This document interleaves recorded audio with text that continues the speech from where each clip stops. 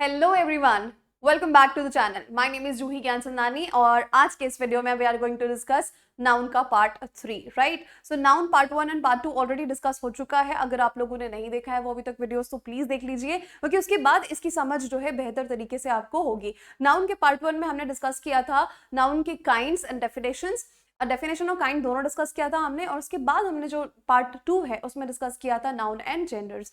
आज के इस वीडियो में we are going to discuss noun and cases, right. तो केसेस क्या होते हैं? केसेस बेसिकली नाउन की पोजीशन को बताता है, कितने केसेस होते हैं और उनसे रिलेटेड रूल्स कौन कौन से हैं जो हमें एग्जाम पॉइंट ऑफ व्यू से ध्यान पे रखने हैं, वो सारा कुछ आज के इस वीडियो में पढ़ेंगे। तो let's get started. Noun and cases की बात करें, सो केसेस और कुछ भी नहीं है, ये सिंपली पोजीशन को बताता है और कुछ भी नहीं, ठीक है। नाउन एक सेंटेंस में कौन सी पोजीशन पे प्लेस्ड है ये बताने का काम करता है ये। तो बेसिकली इंग्लिश की बात करें, लैंग्वेज की बात करें, तो इसमें 5 केसेस होते हैं, ठीक है। 5 केसेस होते हैं जिसमें बहुत ज्यादा इंपॉर्टेंट जो है 3 केसेस होते हैं, बट हम पांचों को एक बार डिस्कस कर लेते हैं कि ये होते क्या है, ठीक है। सबसे पहला जो आता है वो आपके सामने में लिखा हुआ है, दैट इज नॉमिनेटिव केस। और मैं आपको एक और बात बता दूं, यहाँ पे इसको हम कहते हैं सब्जेक्टिव केस भी। ये नॉमिनेटिव केस होने के साथ साथ इसका नाम है सब्जेक्टिव केस। रीजन बीइंग क्योंकि ये सब्जेक्ट की पोजीशन पे प्लेस होता है, ठीक है। देखिए, a noun is said to be in the nominative case if it is the subject of a verb, definitely, है ना। अगर ये सब्जेक्ट की पोजीशन पे आया है तो ही ये सब्जेक्टिव या नॉमिनेटिव केस कहलाएगा। बहुत ही सिंपल कॉन्सेप्ट मैं आपको समझाने वाली हूँ, कुछ भी इसमें रॉकेट साइंस जैसा नहीं है, very simple, it's just the position. John is an amazing actor, ये एक सेंटेंस लिखा हुआ है। अब मैं अगर आपको बोलूं यहाँ पे नाउन बताइए आप, तो आप बोलेंगे मैम यहाँ पे 2 नाउन है, एक तो है जॉन, दूसरा है एक्टर। अब अगर मैं पूछूं पोजीशन वाइज यहाँ पर नॉमिनेटिव केस में क्या है, तो John is a nominative case क्योंकि वो सब्जेक्ट की प्लेस पर यूज हुआ है, ठीक है। तो समझ में आ गई बात कि जब अगर नाउन सब्जेक्ट की प्लेस पर यूज होगा तो वो नॉमिनेटिव केस या सब्जेक्टिव केस कहलाएगा।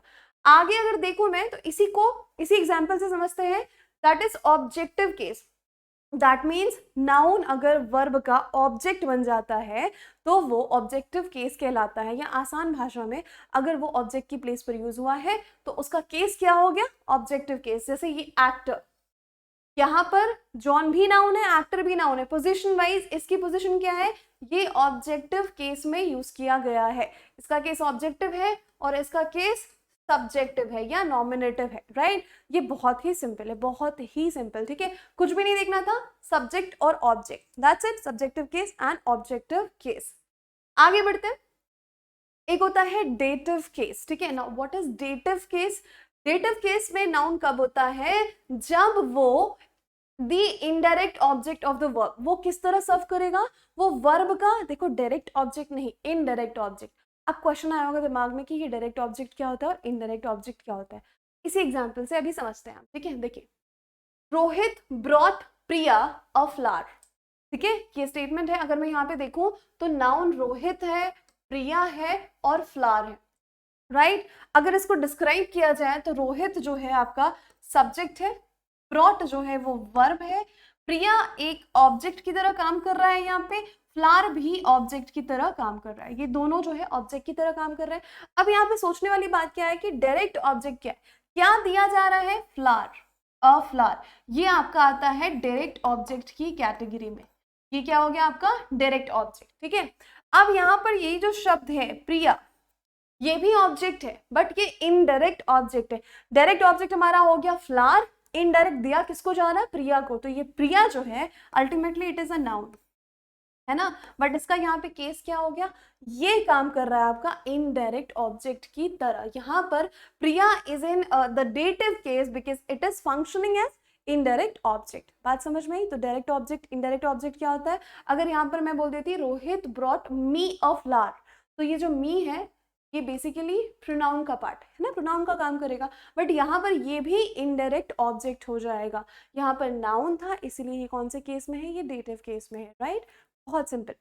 आगे बढ़ते हैं, vocative case. Vocative case is nothing, vocal, call, है ना। अगर किसी को कॉल करके कहा जाए कि mister Sharma someone is there on call for you, ठीक है, तो मिस्टर शर्मा को हमने क्या किया? कॉल किया, एड्रेस किया, hello mister Sharma someone is there on call for you, ठीक है। तो वो क्या हो गया, वो वोकेटिव केस हो गया। देखिए जैसे miss Malini, people are waiting for you in the hall, तो मिस मालिनी को आप एड्रेस कर रहे हैं, कॉल कर रहे हैं, ठीक है। तो जब हम नाउन या pronoun is said to be in vocative case if it is used to call, ठीक है, राइट। और get the attention of the person और पर्सन्स, ठीक है, उनका अटेंशन चाहिए तो आप बुलाओगे कि miss Malini someone is waiting for you, ठीक है। तो आपने क्या किया, नाम पुकारा, नाम पुकारा, इसीलिए ये वोकेटिव केस में आ गया। दैट्स इट, बहुत सिंपल। आगे देखते हैं, ये इंपॉर्टेंट है, बहुत बहुत बहुत इंपॉर्टेंट है, ठीक है। पजेसिव केस, इससे रिलेटेड बहुत सारे रूल्स हैं जो हमको ध्यान पे रखते हैं और बहुत सारे स्टूडेंट्स कंफ्यूज भी होते हैं इसमें, तो सारी कंफ्यूजन आज इस वीडियो के बाद दूर हो जाएगी, ठीक है। पजेसिव केस, नाम से ही समझ में आ रहा है, समथिंग पजेस करना। पजेस करना यानी क्या होता है, आपका ओन करना, है ना, ओनरशिप होना बेसिकली, है ना, ओनरशिप होना, ओन करना या पजेस करना किसी चीज को, किसी चीज पे अधिकार होना आपका, वो कहलाता है पोजेशन, ठीक है। तो पोजेसिव केस मतलब क्या हो जाएगा, a noun is said to be in the possessive case if it denotes possession और ओनरशिप। सिंपल सी बात है, अगर ये किसी का मालिकाना हक या अधिकार बताता है तो ये कौन सा केस हो जाएगा, पोजेसिव केस। क्या नाउन अगर ऐसा बता रहा है तो नाउन पोजेसिव केस में होगा, ठीक है। दिस इज मीनाज नोटबुक, यहाँ पे नाउन क्या है, ठीक है। अब एक और नाउन है दैट इज नोटबुक, है ना। अब ये बताया जा रहा है कि नोटबुक किसकी है, नोटबुक जो है वो मीना की है। दैट मीन्स उस नोटबुक पे अधिकार या मालिकाना हक किसका है, मीना का है। सो नाउन का पोजेसिव केस समझ में आया। या आसान भाषा में जब भी की या का आपको डिनोट करना होता है ना, नाउन की या का आ रहा है, दैट मीन्स वो नाउन क्या है, वो पोजेसिव केस में है, ठीक है। Meena's is in the possessive case, Meena's notebook, Meena यहाँ पे जो है, ये देखो मीनाज नोटबुक, ये आपका हो गया नाउन इन पोजेसिव केस। अब इसको हमने डिनोट किया एपोस्ट्रोफे एस से, यहां से स्टार्ट होता है इसका रूल, ठीक है, कि एपोस्ट्रोफे एस क्या होता है, ये पोजेशन बताने के लिए यूज किया जाता है। आप इसको किसके साथ यूज करेंगे, किसके साथ यूज नहीं करेंगे, ये सारा कुछ आगे हम पढ़ेंगे। तो basically exam point of view से possessive case of noun is really very important, तो इसका हम अच्छे से पोस्टमार्टम करते हैं, ठीक है। क्या क्या पढ़ेंगे पोजेसिव केस के लिए, एक बार देख लेते हैं। Understanding possessive case in detail, कि लिविंग नाउन्स और नॉन लिविंग नाउन्स के साथ कैसे इसको यूज करते हैं, ठीक है। यूज ऑफ एपोस्ट्रोफे, ये देख रहे हैं आप, एपोस्ट्रोफे एस के साथ और एस के बिना, मतलब दोनों केसेस में ये किस तरह से यूज किया जाएगा। कभी कभी एपोस्ट्रोफे को एस के साथ भी यूज करते हैं, एस के बिना भी यूज करते हैं, वो कौन से केसेस होंगे। और कुछ हम पढ़ेंगे एक्सेप्शनल केसेस, कुछ अपवाद वाले केसेस पढ़ेंगे, ठीक है। तब ये कंप्लीट होगा और उसके बाद हम करेंगे एक एक्सरसाइज। आगे चलते हैं। सबसे पहला है ना, use of possessive case with living noun, सबसे पहले पढ़ेंगे लिविंग नाउन्स के साथ हम कैसे पोजेसिव केस को यूज करते हैं, ठीक है। लिविंग नाउन्स, उसमें भी हम बात कर रहे हैं सिंगुलर लिविंग नाउन की, मतलब एक वचन, ठीक है। हम क्या करते हैं, उनके साथ में एपोस्ट्रोफे एस लगाते हैं, ठीक है। क्या लगाएंगे, एपोस्ट्रोफे एस के साथ, क्यों लगाएंगे, टू शो द पोजेशन। जैसे आप देख सकते हैं, Aryans car was parked in car parking, ठीक है। आर्यन इज अ नाउन, ठीक है। आर्यन्स कार, किसकी कार है, ये आर्यन की कार है, तो आर्यन्स कार ये सिंगुलर है, इसलिए यहाँ पे एपोस्ट्रोफे लगाया। और आप देखते हैं ये कौन सा केस हो गया, ये पोजेसिव केस में, कि भाई आर्यन की जो कार है वो कार पार्किंग पे लगी हुई है। नेक्स्ट देखते हैं, CBI had an eye on Riya's movement, ठीक है। कुछ याद आया होगा इससे आपको, तो CBI had an eye on किसकी मूवमेंट पे, रिया, रिया जो है सिंगुलर नाउन है, इसमें एपोस्ट्रोफे एस लगाया, उसके बाद मूवमेंट पे उसका पोजेशन बताया, ठीक है। सो हुज मूवमेंट, रियाज मूवमेंट, रिया के मूवमेंट पे, दैट मीन्स ये हो गया आपका पोजेसिव केस। सिंगुलर के साथ एपोस्ट्रोफे एस लगाते हैं, दैट्स इट, ठीक। आगे चलते हैं। अब अगर मान लो सिंगुलर नाउन को बोलें या फिर हम प्लूरल नाउन की ही बात करें, किसी भी नाउन की, इन जनरल अगर मैं नाउन की बात करूं, अगर उसका एंडिंग साउंड जो है हिसिंग साउंड आ रहा है या एस का साउंड आ रहा है बेसिकली, है ना, रमेश, सुरेश, जीसस, पारस, ये बोलने से सब क्या साउंड आ रहा है, स, लास्ट में क्या आ रहा है, स, उसको बोलते हैं हिसिंग साउंड आना। तो जब हिसिंग साउंड आता है तो आप एपोस्ट्रोफे के साथ एक और एस नहीं लगाते हो, मतलब जनरली जो हम यूज करते हैं ये, इसमें से एस को आप हटा दोगे, सिर्फ और सिर्फ एपोस्ट्रोफे लगाओगे। वाई, बिकॉज एस तो एंड में ऑलरेडी दिया हुआ है, वो दोबारा नहीं लगता है, ठीक है। जैसे he who has Jesus' blessings never fails, ठीक है, ध्यान दीजिएगा, he who has Jesus, अब जीसस के नाम के आगे लास्ट में एस भी लिखा हुआ है और साउंड भी वैसा ही आ रहा है, जीसस एस साउंड आया, राइट, तो एपोस्ट्रोफी सिर्फ लगेगा, यहां पर दोबारा एस नहीं आएगा, यहां पर होती है गड़बड़, और स्पॉटिंग एरर के क्वेश्चंस जो है यहां से काफी आते हैं, ठीक है, ब्लेसिंग्स नेवर फेल्स, तो ये आपने समझ गया, आपको समझ में आ ही गया होगा कि यहाँ पर हम सिर्फ और सिर्फ एपोस्ट्रोफी लगाएंगे। वैसे ही सेम केस है पारस, एस में एंड भी हो रहा है और इसका साउंड भी हिसिंग साउंड आ रहा है, ठीक है, तो हम सिंपली वहां पे एपोस्ट्रोफी लगाएंगे, एस नहीं लगाएंगे। पारसिस प्रेजेंस, हाँ प्रोनाउंस कुछ इस तरीके से करेंगे जैसे मैं कर रही हूँ, Paris's presence in the reunion made everyone happy, ठीक है, so got it, living nouns singular के साथ एपोस्ट्रोफी एस लगा, और अगर वही नाउन्स का साउंड लास्ट में स हिसिंग साउंड आ रहा है या एस ऑलरेडी है, तो वहां पे सिर्फ और सिर्फ एपोस्ट्रोफी मतलब विदाउट एस आएगा, ठीक। आगे बढ़ते हैं, अगर देखें कि इसमें विथ प्लूरल नाउन्स है ना, प्लूरल नाउन्स तो आपको पता है कि जनरली हमारा हम क्या करते हैं, लास्ट में एस लगाकर किसी भी सिंगुलर नाउन को प्लूरल करते हैं जनरली, ठीक है, I am not saying her noun ऐसा होता है, तो उनके केस में क्या करेंगे, सेम अप्लाई होगा जैसे हिसिंग वाले केस में अप्लाई हुआ था कि लास्ट में ऑलरेडी एस दिया हुआ है, तो आपको सिर्फ क्या करना है, एपोस्ट्रोफी लगाना है, एक और एस लगा के इसको गलत नहीं करना है, ठीक है। With plural nouns ending in s, we use apostrophe only, not s, ठीक है। गर्ल्स कॉलेज, गर्ल्स ये plural noun है ना, s लगा हुआ है, सिर्फ आपने apostrophe ऐड किया। बॉयज इज हॉस्टल, प्रोनाउंस ऐसे ही करेंगे जैसे मैं कर रही हूँ, girls is hostel, boys is hostel, है ना। किंग्स आर्मी, तो यहाँ पर आप देख सकते हैं कि ये ऑलरेडी प्लूरल है, इसलिए सिर्फ और सिर्फ एपोस्ट्रोफी आया। I hope now you got it. So be it singular be it plural, अगर लास्ट में एस है और साउंड भी हिसिंग आ रहा है, स वाला ही साउंड आ रहा है, then use only apostrophe not s, right. आगे देखते हैं, अब ऐसे कुछ नाउन होते हैं जैसे मैंने बताया कि कुछ नाउन्स को एस लगाकर प्लूरल बनाते हैं और कुछ नाउन्स को बिना एस के प्लूरल बनाया जाता है, जैसे आप देखो man, MAN singular, MEN plural, child singular, children plural, s तो नहीं आया ना दोनों में। प्लेग्राउंड को देखोगे, अच्छा सॉरी ये विमेन को देखोगे आप, तो जैसे मैन बनता है वैसे विमेन, है ना, MEN लगा दिया। अब इनको आप नॉर्मली जैसे एपोस्ट्रोफी एस लगाया जाता है वैसे ही लगाएंगे, ठीक है।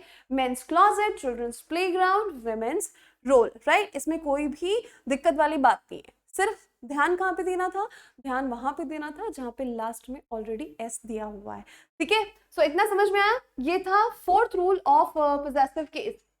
अब देखते हैं, जब बात करते हैं, ये तो सिंगल पोजेशन की बात है। अब अगर मैं जॉइंट पोजेशन की बात करूं, मतलब किसी एक ऑब्जेक्ट पे या किसी एक पर्सन पे, किसी एक चीज पे दो लोगों का अधिकार है, तो वो क्या होगा, तो वो जॉइंट पोजेशन कहलाएगा। अब उस केस में अपोस्ट्रोफी एस किस पे लगाएंगे, ये है क्वेश्चन। आंसर है Kareena and Karisma's mother Babita was once a famous actress, everyone knows, है ना।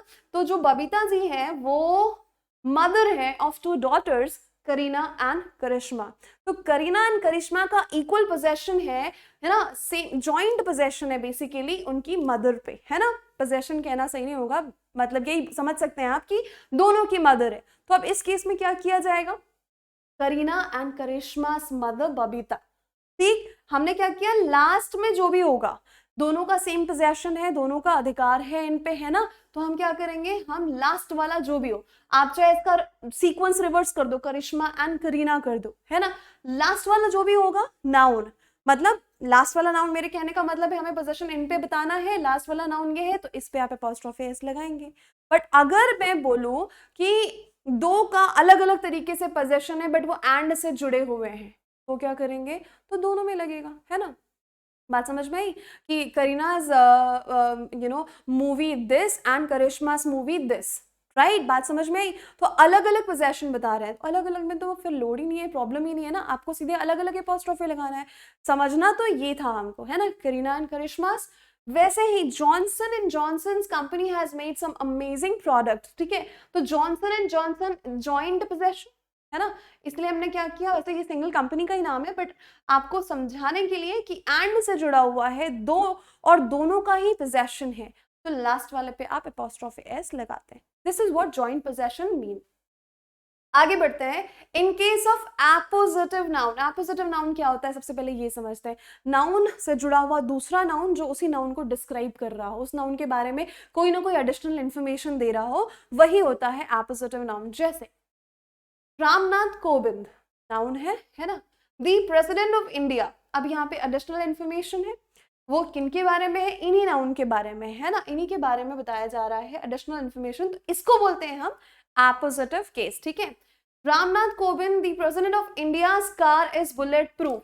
अल्टीमेटली हमारे कहने का जो मतलब है वो यही है कि जो इनकी कार है, मतलब प्रेसिडेंट की जो कार है वो बुलेट प्रूफ है। ठीक है, तो हम यहाँ पे रामनाथ कोविंद कार या Ramnath Kovind the president of India नहीं बोलेंगे, हम क्या बोलेंगे, इस पर हमें पोजीशन बताना है कार पे, तो इसके पहले कौन सा नाउन आया, इंडिया, इस पे लगाएंगे हम एपोस्ट्रोफे एस, राइट। मतलब वही होगा कि रामनाथ कोविंद जो कि इंडिया के प्रेसिडेंट है, उनकी कार जो है वो बुलेट प्रूफ है। ठीक है, तो इस केस में क्या करेंगे, नाउन एंड एपोजिटिव केस में हम लास्ट वाले नाउन पे ही एपोस्ट्रोफे एस लगाते हैं। लास्ट वाले नाउन से मेरा मतलब है कार पे तो नहीं लगा सकते ना, कार भी एक नाउन है, बट कार पे ही तो हमको पोजीशन बताना है, इसके पहले आया इंडिया और इंडिया पे लगे। ठीक है, राइट। आगे बढ़ते हैं, अब देखते हैं लिविंग नाउन्स तो खत्म हुए, बात करते हैं नॉन लिविंग नाउन्स की। तो अब नॉन लिविंग नाउन और लिविंग नाउन में कोई तो अंतर होना चाहिए, कोई तो डिफरेंस होना चाहिए, राइट। नहीं तो अगर हम उनमें भी लगा रहे हैं एपोस्ट्रोफेस, इनमें भी लगा रहे हैं, तो फिर मतलब ही क्या हुआ, डिफरेंस ही नहीं हुआ कुछ, फिर लिविंग नॉन लिविंग करने का कोई सेंस नहीं बनता। तो सेंस है, नॉन लिविंग के साथ हम एपोस्ट्रोफे एस नहीं लगाते हैं, रीजन क्योंकि वो अपना पोजेशन क्लेम नहीं कर सकते हैं। ठीक है, अगर मैं ये जो एसी का रिमोट है ना, अगर इस रिमोट को मैं एक काम करूं कि मैं इसको तोड़ फोड़ दूं, है ना, या फिर इसके कैप को निकाल के मैंने फेंक दिया, इसके सेल को निकाल के मैंने फेंक दिया, तो ये तो नॉन लिविंग है ना, ये तो ऑब्जेक्ट है। ये आपका कभी भी अपना पोजेशन क्लेम कर सकता है क्या, नहीं क्लेम कर सकता। चूंकि ये अपना पोजेशन क्लेम नहीं कर सकता है तो ये नॉन लिविंग हुआ, और इसके इसी वजह से इसको हम एपोस्ट्रोफे एस नहीं लगाते। ठीक है, just because it can not claim it's possession, उसका पोजेशन वो क्लेम कर ही नहीं सकता है। यही रीजन है कि हम यहाँ पे ऑफ प्रेफर करते हैं, एपोस्ट्रोफे एस नहीं। ठीक है, जैसे आप देखेंगे टेबल्स लेग, ये हुआ गलत, leg of the table correct, trees leaves, है ना। अभी देखो ये हुआ गलत, क्योंकि अगर आप पेड़ से पत्ते तोड़ भी दोगे तो पेड़ is not going to tell you, ask you कि मेरा पत्ता तुमने क्यों तोड़ा, या कुछ ऐसा वो ट्रांजैक्शन नहीं होने वाला। ठीक है, सो वहां पे क्या हो जाएगा, लीव्स ऑफ द ट्री। वैसे ही मैं अगर बात करूं द वेल्स वाटर, ये भी गलत हुआ, वाटर ऑफ द वेल, मतलब सीधी सी बात है, जहां पे नॉन लिविंग हो वहां पे ऑफ लगाओगे, एपोस्ट्रोफे एस नहीं। ठीक है, अब बहुत लोग के दिमाग में क्वेश्चन आ रहा होगा कि ऐसा भी होता है जब हम लगाते हैं एपोस्ट्रोफे एस, कौन सा केस है वो आगे समझते हैं। ठीक है, वही है आपका एक्सेप्शन वाले केसेस। ठीक है, एक्सेप्शनल केसेस हम उन्हीं को बोलते हैं। ठीक है, तो इनमें क्या होगा, पर्सोनिफाइड नाउन, ऐसे नाउन्स जिनको हम एक पर्सन की तरह, एक व्यक्ति की तरह ट्रीट करते हैं। अब जाहिर सी बात है, अगर हम किसी को पर्सन की तरह या व्यक्ति की तरह ट्रीट करेंगे तो उनके साथ में हम एपोस्ट्रोफे एस लगाएंगे, ना कि हम ऑफ लगाएंगे, राइट। लिविंग ट्रीट कर रहे हैं तो लिविंग के साथ तो एपोस्ट्रोफे एस आता है, राइट। जैसे कि फ्यूचर्स फेवर, फ्यूचर का फेवर, तो यहाँ पे एपोस्ट्रोफे ऐसा है। डेथ्स आईसी हैंड, हैंड है, डेथ का हैंड, मतलब पर्सोनिफाई तो कर ही रहे हो आप वहां पे, right. Deaths IC hand. Soros tears, सोरो है ना, अगर देखा जाए तो ये एक एब्स्ट्रैक्ट आइडिया ही है ना, एक फीलिंग है, एक इमोशन है सोरो, तो आप वहां पे टीयर्स लगा रहे हो, दैट मीन्स आप उसको पर्सोनिफाई कर रहे हो, तो सोरोस टीयर्स, दुख के आंसू, है ना। ड्यूटीज कॉल, अगेन यहाँ पर भी इसको पर्सोनिफाई किया गया है, इसीलिए वहां पे एपोस्ट्रोफे एस लगा। सो ये कुछ नाउन्स होते हैं जो आपको पढ़कर समझ में आ जाएंगे कि इनको पर्सोनिफाई किया गया है, इनको लिविंग ट्रीट कर रहे हैं, जस्ट बिकॉज इनको लिविंग ट्रीट कर रहे हैं इनके साथ हम एपोस्ट्रोफे एस लगाएंगे, ना कि of, right. I hope you understood this. अब कुछ ऐसे वर्ड्स हैं जो टाइम, स्पेस, वेट को डिनोट करते हैं, ऐसे नाउन्स हैं, उनके साथ भी हम एपोस्ट्रोफे एस लगाते हैं। जैसे टाइम एक्सप्रेसिंग वर्ड्स में क्या क्या हो जाएगा, वीक, डे, मंथ, आज या टुडे। ठीक है, सो वीक एक स्पैन ऑफ टाइम बता रहा है, डे भी एक स्पैन ऑफ टाइम बता रहा है, मंथ भी एक स्पैन ऑफ टाइम डिनोट करता है, और टुडे भी एक टुडे भी एक स्पैन ऑफ टाइम बता रहा है। तो टाइम बताने वाले नाउन्स के साथ भी हम एपोस्ट्रोफे एस लगाते हैं। ये एक्सेप्शन वाले केसेस में पढ़ रहे हैं सब आप। Week's holiday, holiday of a week भी कहा जा सकता है, ऐसा कोई दिक्कत नहीं है उसमें, बट इनको इस तरह से कहना, इस तरह से लिखना इनको गलत मतलब कोई लोग को लगेगा कि ये तो वीक है, ये तो लिविंग नहीं है, इसमें क्यों अपॉस्ट्रोफी एस लगाए, तो उसका रीजन है कि ये टाइम एक्सप्रेसिंग वर्ड्स हैं, right. A day's leave, month's vacation, today's class, ठीक है, बात समझ में आई। टाइम एक्सप्रेसिंग नाउन्स के साथ अपॉस्ट्रोफी एस लगाते हैं, राइट। चलो आगे देखते हैं कि ऐसे वर्ड्स, ऐसे नाउन्स जो जगह के बारे में बता रहे हो, छोटी जगह, बड़ी जगह, ब्रॉड जगह, जगह स्पेस के बारे में बोल रहे हो, ठीक है, चाहे वो लेंथ बता रहे हो, चाहे वो पॉइंट बता रहे हो, एज बता रहे हो या ब्रेथ बता रहे हो, उनके साथ भी आप अपॉस्ट्रोफी एस लगाते हो, ठीक है। ये देख सकते हो आप। अब board's length, we are talking about length, है ना। रेजर्स एज, रेजर की एकदम एज टिप की बात कर रहे हैं, तो कहीं ना कहीं वो स्पेस है ना।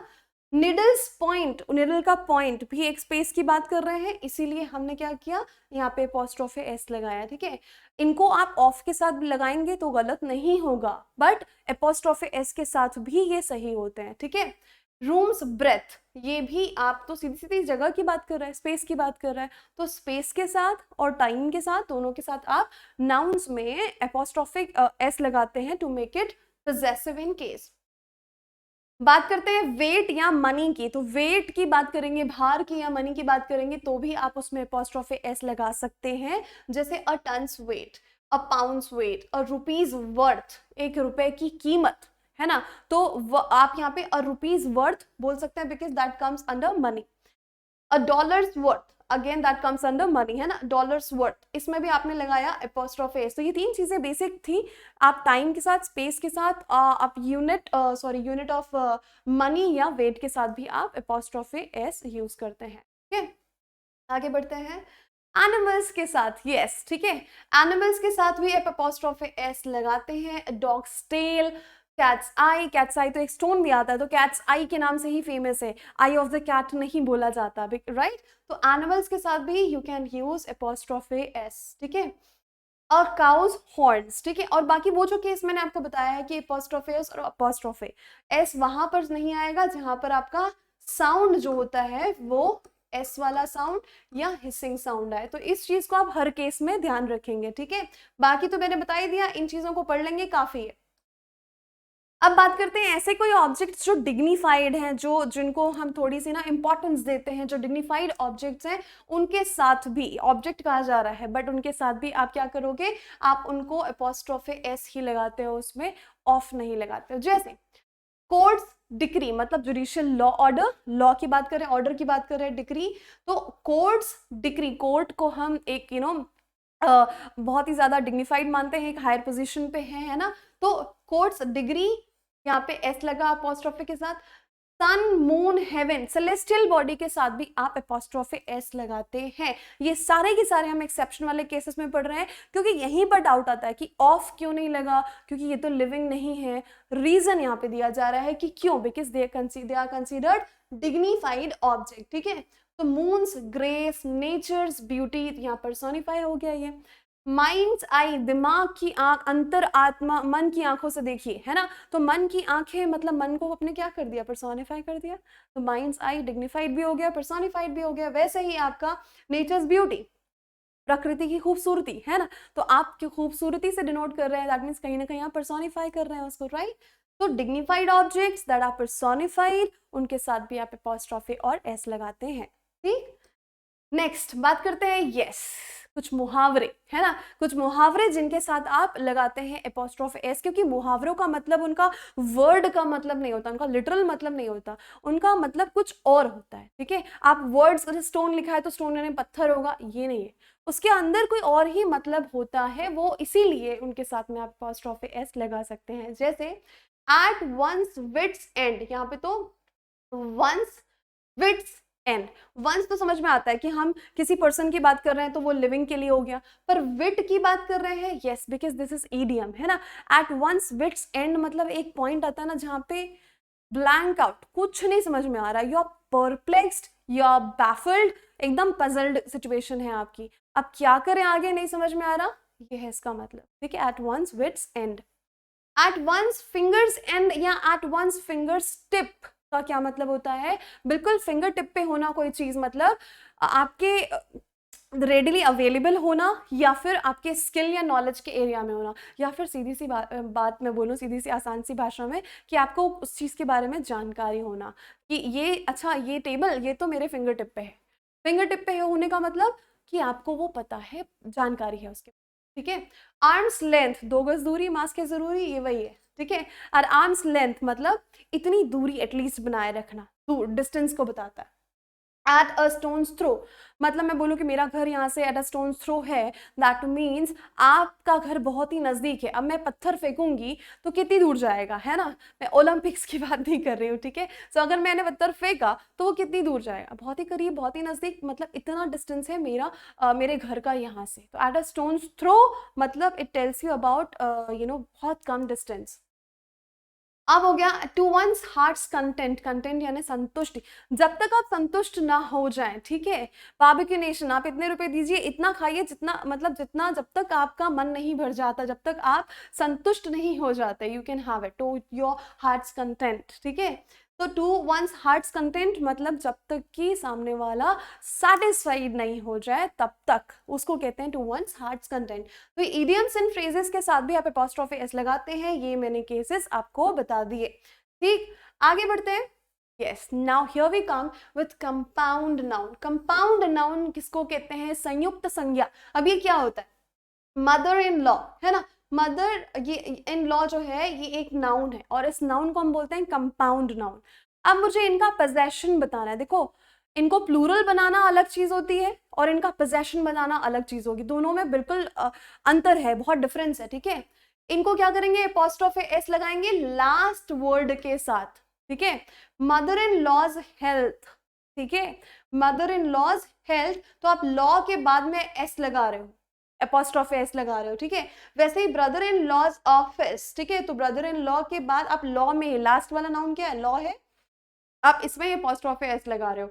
स्टेप फादर्स हाउस, तो स्टेप फादर्स, ये फादर के बाद मतलब लास्ट वाला नाउन ये है, यहाँ पे लगाया। अब इसी को मैं बोलूँ कि इसको आप प्लूरल कैसे बनाएंगे, तो ये कैसे बन जाएगा, जैसे मैं बताऊं ब्रदर इन लॉ, ठीक है। तो अगर मैं ब्रदर इन लॉ को मुझे प्लूरल बनाना है ना, अगर मुझे इसे प्लूरल बनाना है तो इसके रूट में जो कि ये है ब्रदर, तो ये हो जाएगा ब्रदर्स इन लॉ, है ना। आप लॉ को वहां पे लॉज नहीं करोगे, राइट। आप यहाँ पर जो रूट है इसमें ऐड करोगे, क्योंकि बहुत आपके ब्रदर इन लॉ एक से ज्यादा हैं, तो आप ब्रदर्स इन लॉ बोलोगे। ये हुआ इसको प्लूरल बनाना, पजेसिव बनाना नहीं। पजेसिव बनाने के लिए यू सी यहाँ पे लास्ट वाले में आपने क्या लगाया, एपोस्ट्रोफी एस। कई लोग, कई बारी गलती क्या होती है स्पॉटिंग एरर के क्वेश्चन में ही या सेंटेंस इंप्रूवमेंट में, ब्रदर इन लॉज कर दिया और उसको वो प्लूरल कंसीडर कर रहा है, तो वहां पे वो गलत हो जाएगा, ठीक है। Brother in law's, brothers in law's अगर ऐसा है तो यहाँ पर ये पोजेशन बताया जा रहा है। अदरवाइज अगर इसको प्लूरल करना है तो हमने बताया कि आप रूट में एस लगाओगे, राइट। तो ये है कंपाउंड नाउन कि लास्ट में आप एपोस्ट्रोफी एस लगाते हो to make it possessive in case, right. तो आई होप यहाँ तक की चीजें आपको समझ में आई। क्या क्या पढ़ा हमने, एक बार थोड़ा सा रिकैप ले लेते हैं, फिर हम कुछ क्वेश्चंस की तरफ आगे बढ़ेंगे, ठीक है। हमने पढ़ा नाउन एंड केसेस। केसेस क्या होते हैं, बेसिकली ये पोजीशन बताते हैं। नाउन जहां जहां पर यूज होता है उसकी पोजीशन वैसे ही चेंज होती है। सब्जेक्ट की प्लेस पे subjective case, nominative case, right. Object की प्लेस पे ऑब्जेक्टिव केस हो गया। अब उसका जो डेटिव केस होता है और वोकेटिव केस होता है, that is not that important from exam point of view, but मैंने फिर भी आपको डिस्क्राइब कर दिया है कि वो होता क्या है। जो बहुत इंपॉर्टेंट है एग्जाम पॉइंट ऑफ व्यू से, वो है आपका पोजेसिव केस। और वो पोजेसिव केस जो है उससे रिलेटेड सारे रूल्स, लिविंग के साथ कैसे यूज करना है, नॉन लिविंग के साथ कैसे यूज करना है, एपोस्ट्रोफी एस कब लगाना है, सिर्फ एपोस्ट्रोफी कब लगाना है, ये सारा कुछ मैंने डिस्कस कर लिया है। अब इनके इससे रिलेटेड क्वेश्चंस कर लेते हैं, and I am very sure अब आपसे कोई गलती नहीं होगी, ठीक है, प्रोवाइडेड कि आप कुछ क्वेश्चंस को सॉल्व करेंगे खुद से। एरर फाइंड आउट करना है। The tables would is infested with mite and I am likely to dispose it of। आप लोग पॉज करेंगे और मार्क करेंगे, ठीक है। टेबल्स वुड गलती है पहले में, ठीक है, ये नॉन लिविंग है, तो ये क्या हो जाएगा, the wood of the table, ठीक है, ये आपका हो जाएगा would of the table. Tables would नहीं होगा, गलती पहले वाले पार्ट में, ठीक। दूसरे को देखते हैं, I don't think it is your house, it is somebody's else. अब गलती हो गई यहाँ पे, somebody's else नहीं होगा, इसको कैसे लिखेंगे, somebody else's, ठीक है। एपोस्ट्रोफी कहाँ आएगा, else के साथ आएगा, ना कि somebody के साथ। somebody else एक नाउन है, तो नाउन के उसके लास्ट में, राइट। गलती आपकी कहाँ पे हो गई, सी वाले सेक्शन में। आगे देखते हैं, who has broken the house's door, गलती यहां पर है, door of the house होगा, of the house, ठीक है। यहाँ पे होगा ये डोर ऑफ द हाउस, क्योंकि नॉन लिविंग है ये चीज, ठीक है। तो यहाँ पे आप ऑफ यूज करेंगे, ना कि एपोस्ट्रोफी, ठीक है।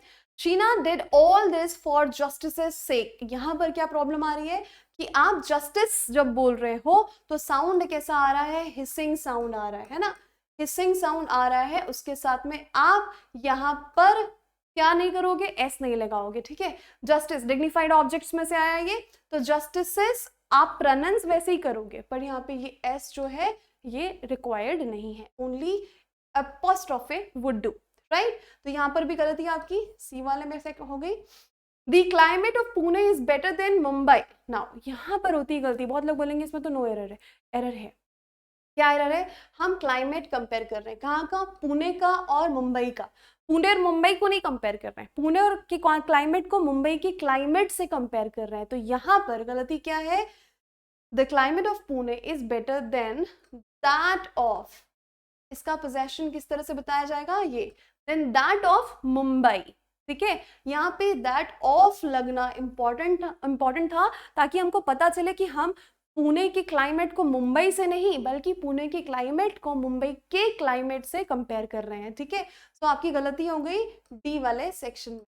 Next question, His daughter's in law behavior was commendable, ये अभी हमने पढ़ा है कुछ बस 2-3 मिनट पहले, ठीक है।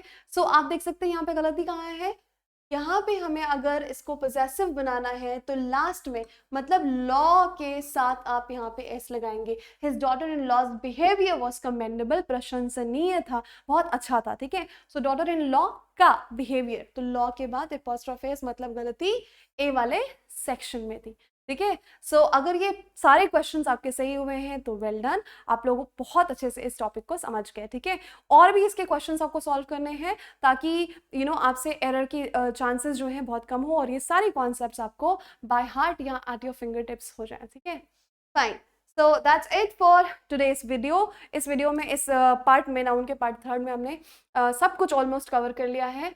कुछ और चीज़ें बाकी हैं जो इसके नेक्स्ट पार्ट में, 4th पार्ट में हम कंटिन्यू करेंगे, ठीक है। Thank you so much, take care, keep learning, नमस्ते।